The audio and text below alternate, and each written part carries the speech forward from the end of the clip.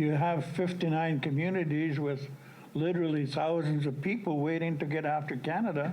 As the federal government and dozens of First Nations battle in court over the access to clean drinking water, one First Nation who has been under a boil water advisory since 2018 is speaking out, denouncing the government's actions. At a press conference Wednesday, Shamattawa Chief Jordan Hill highlighted the struggles of living under a water boil advisory for 6 years, which led to a class action lawsuit later joined by 59 other First Nations. It's difficult to have to boil your water every time you want to drink or every time you want to cook something.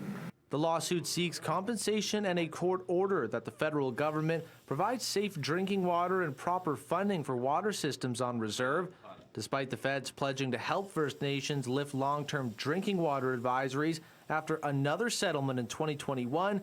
Chief Hill says little has changed. The federal government is responsible for Indians and Indian land. Everything in there.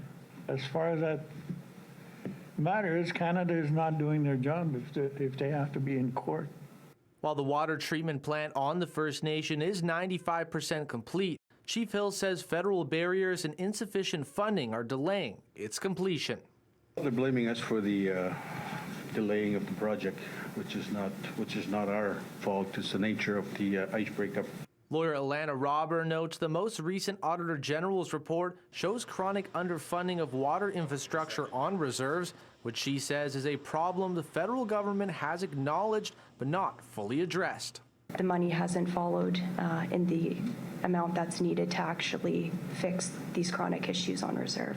A spokesperson for Indigenous Services Canada say they have provided $26.5 million to expand and upgrade Shamattawa's water treatment plant and water main distribution, which they say nears its completion, and say that the number of long-term water advisories went from 105 to 31, claiming there is a plan in place to address all the remaining ones. The court date is set for October 7th to 9th in Ottawa. This as the federal government advances Bill C-68, the First Nations Clean Water Act. In Winnipeg, Mitchell Ringos, City News.